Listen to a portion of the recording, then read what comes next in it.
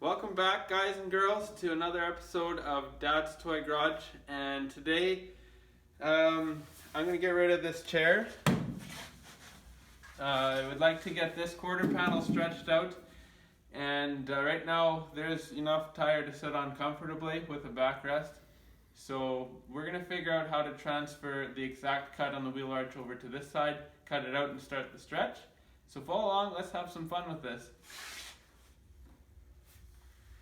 Alright guys, Bob is down again tonight, and we're figuring out transferring this wheel arch.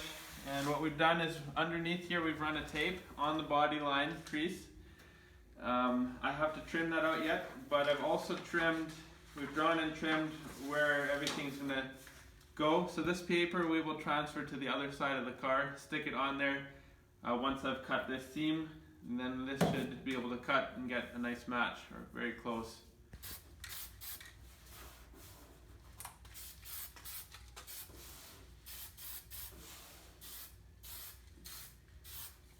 Devin, are you trying to be lazy or what are you doing? I'm just, instead of cutting this side, I just want to paint it on in black so it looks like it's done. I don't think it works that way. Oh, but what happens if I pull this template off now? Oh, what's here, Bob? Oh, we got a nice line. Oh man, how did that happen?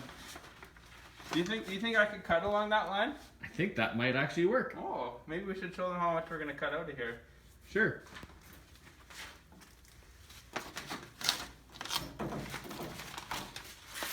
So that is our cut line.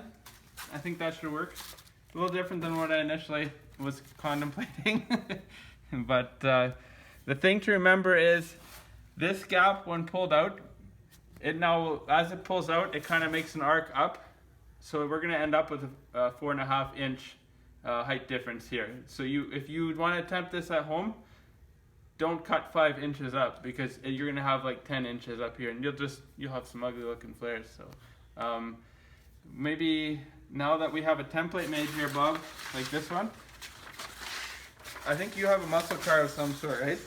Yeah, I may have a Mustang, but we're not gonna put flares on there. Oh. I can fit bigger tires without having to do that. I could do this in 2 days for you. You'd never notice. Yeah, no. Oh, okay. Well, we'll start on this one then. Okay.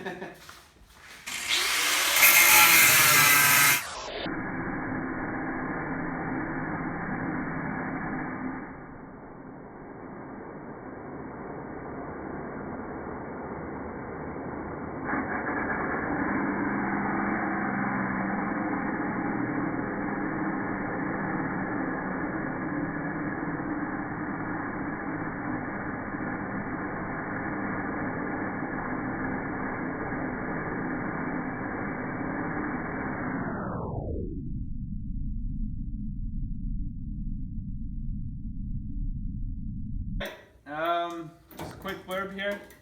I've separated this on our paint line that we just did. Separated here, so the front's actually loose the whole way. This is still holding it on. So last cuts to make underneath.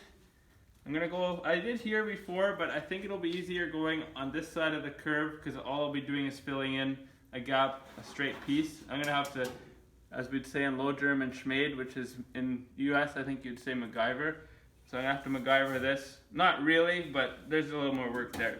And then we'll take it down this body line, I believe, here. So I'll make it a little more simpler on this side. The first one was I'm gonna learn how to do this side. Now I have an idea what's happening, so.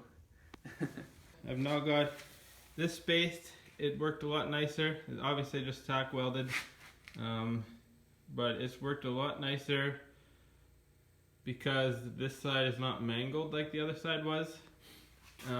Yes, it's a little bit rusty down here, but also not as bad. I'm still gonna have to build kind of the lower portion.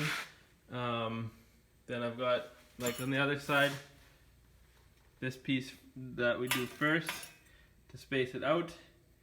Then we'll do a front one in there, and we will also do this gap here. Guys, I'm feeling really good about Project Sync Charmer and the quarter panel stretch. They've turned out really well. So until next time, we'll talk to you later.